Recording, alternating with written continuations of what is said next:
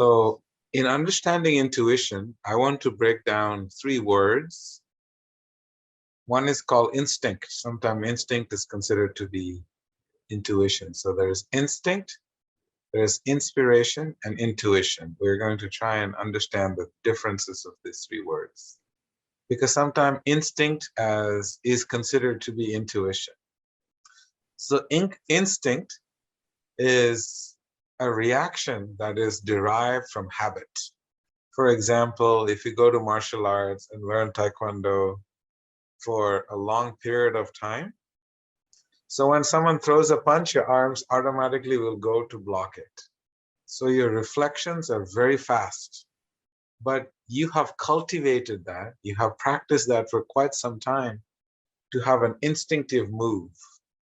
So that instinct becomes a reaction to a habit that you have acquired in your life. And then we have inspiration. Normally, inspiration comes through the five sensory faculties.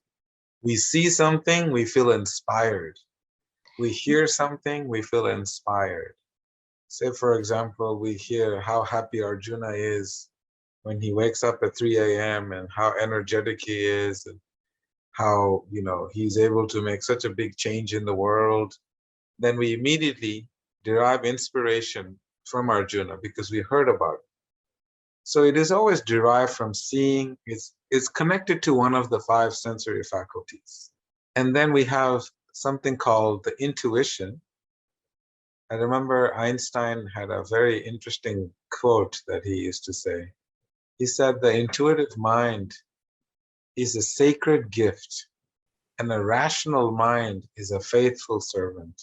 So it's very interesting because he called it the sacred gift. And what in yoga we understand is called the sacred connection.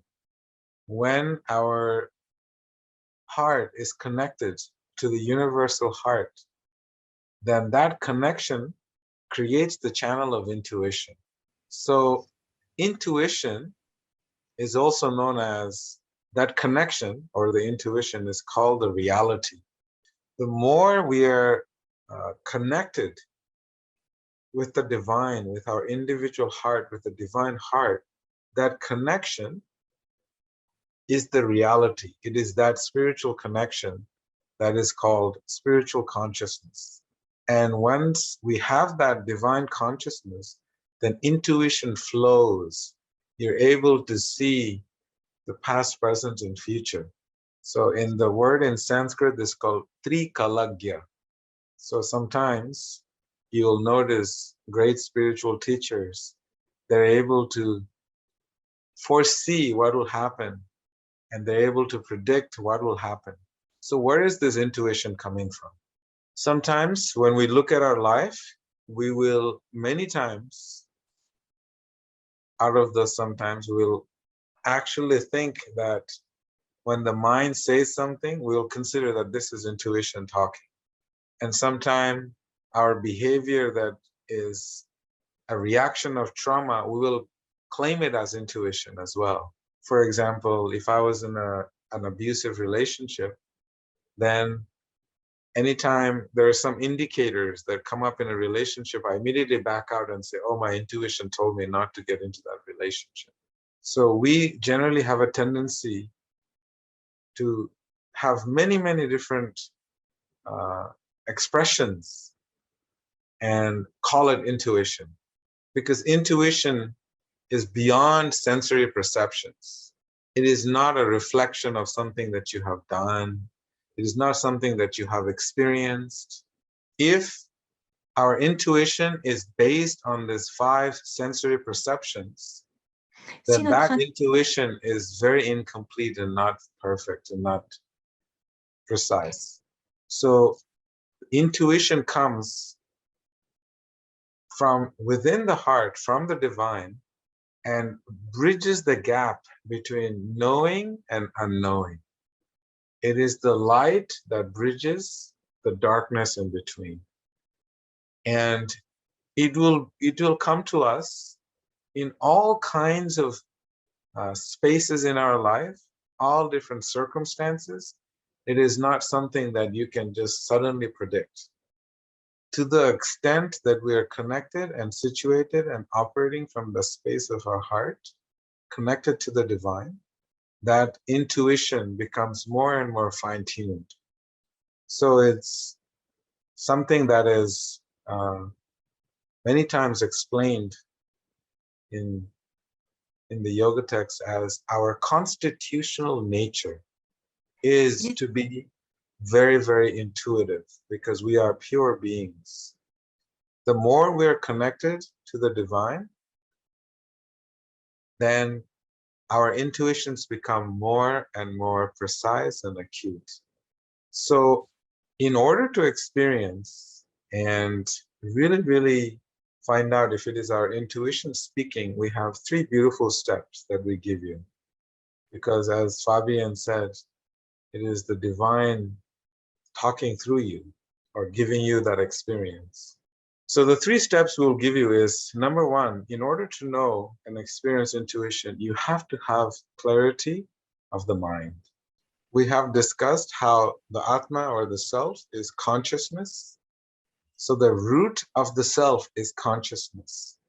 And then the path to experience that consciousness is the mind.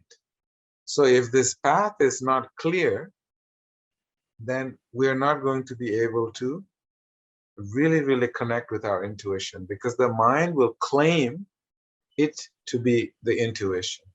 So there has to be complete clarity of the mind. And the second step is honesty with yourself. What does honesty with yourself mean? That means you realize you are not the senses. You're not what you see in the world. You are not happy, you're not sad. Those are simply emotions of the mind. And honesty with yourself means you're that beautiful, true, eternal self situated in the heart. And the third stage is when you live from that authentic self, living from authenticity. That means you're not the mind, you're not your thoughts, you're not your suffering, you're not your pain, and you're living from that authentic self, then you'll have pure access to your intuition. So yoga explains that most people in this world react from the experiences that they had with their senses and the sense objects. Because we come into this world with pure intuition. We are the most intuitive being on this planet. It is something that we were born with. And it is only over a period of time that intuition gets covered by false ego. So this is just very quick because we don't have a lot of time. I wanted to give you a quick synopsis of how to tap into your intuition, where is it coming from, and how to actually fully experience this intuitive self that we all are born. We will notice when we study intuition that the 2 terms that is used in yoga to understand intuition is achintya and agamya. There's 2 words in Sanskrit. So achintya means inconceivable and agamya means incomprehensible. So that means this is actually written by a great saint named Vrindavan Das Thakur. He actually explains this very beautiful principle. So inconceivable because this intuition, the way it will come to you, it's hard to understand with the mind, with the rational mind. And incomprehensible because it cannot be comprehended with the intelligence. It is beyond the intelligence and beyond the mind. So when we have thoughts in our mind, those thoughts become a reality because those thoughts have a very interesting force behind it. Those thoughts is what our attention goes, because that is prana. Where attention goes, prana flows. So, for example, you say you have an idea of doing something. If your mind and your thought is completely focused on that, then because your attention is so focused, and then the prana, which is the creative energy in the world, it follows. And then whatever you want to do, you can make it manifest. So that is actually goes into the category of manifestation. And when you ask this question, how is this manifestation going to serve the purpose of my life, the purpose of my heart? Then intuition will kick in. It will give you the answer that you need to know for yourself. Because that is a divine intervention of whether or not what you're doing is truly connected to the purpose of your life. I give you an example, Fabian. I feed the homeless people every single day in the city of Atlanta, maybe 200-300 of them, right? So when this idea came to me, I was driving in Atlanta every day and I see so many homeless people. So that became my meditation. So it's something that I saw and then it affected my mind. Then my meditation on it became so strong that now we have a whole team of thousands of people that are volunteering to go feed the homeless people. Then I have to ask myself, how is this service connected to the purpose of my life? Because at first I thought that this desire to go feed the homeless was a reaction of the fact that I grew up in a family in the mountains where there was not a lot of food, there was a lot of poverty. Because I wanted to make sure that it is not a reaction of my, difficult experiences in life. And so therefore, when I asked the question, how is it connected to the purpose of my life?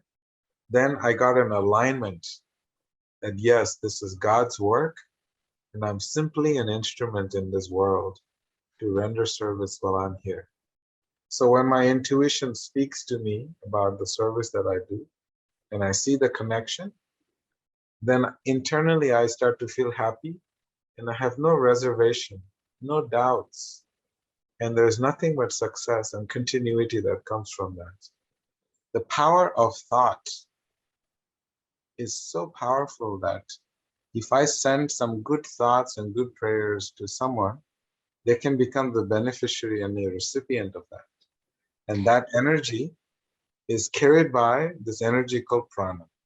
That's why when people who practice spiritual life for many, many, many, many years, they are so connected to their intuition. If they say, Martine, everything is going to be okay.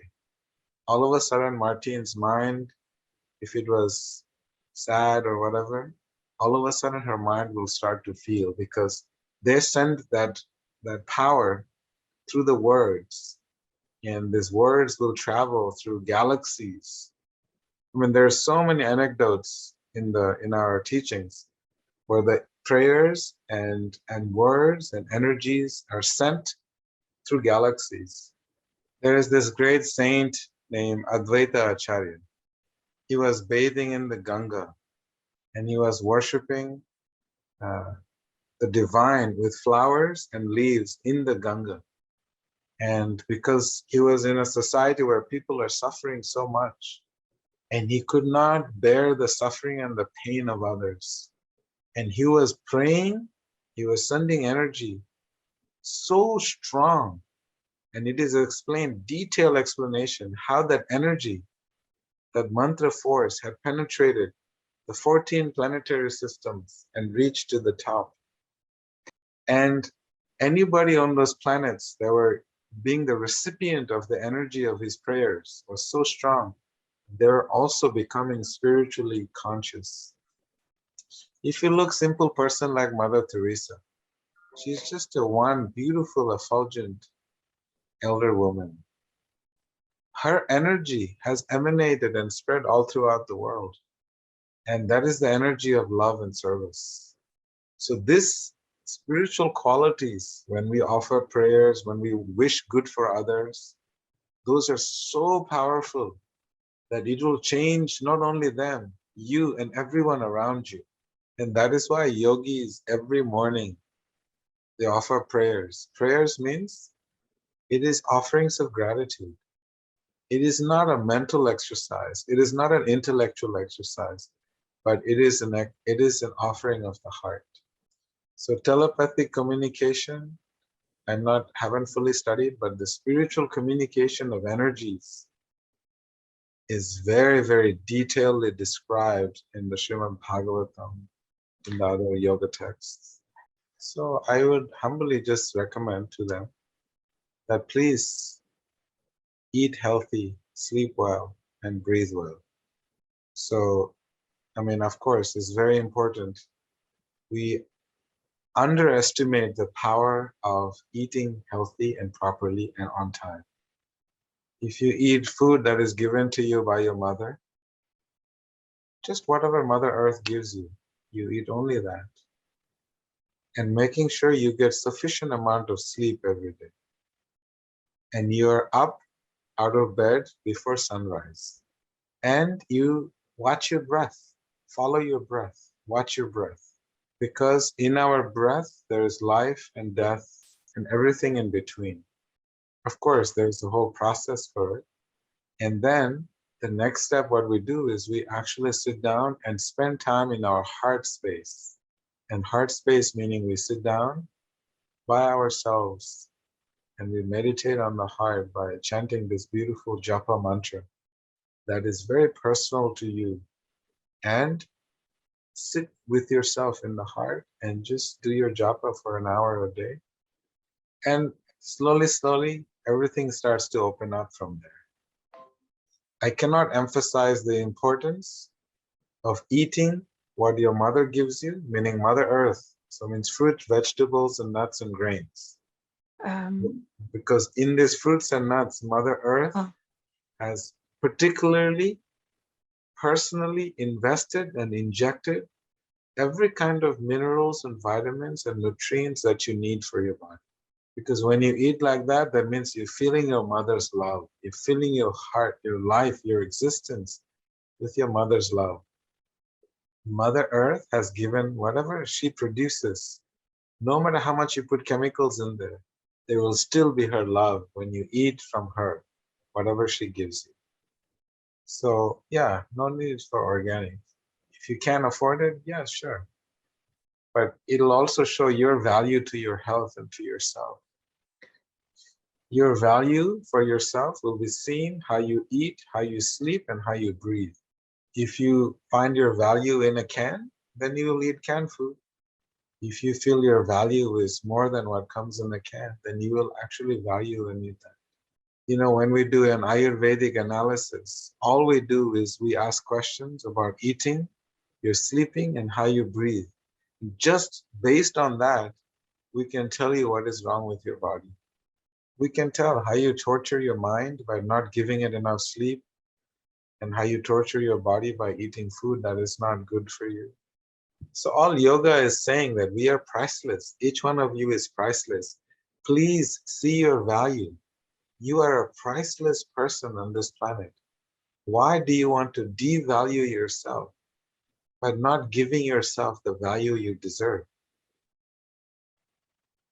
Arjun?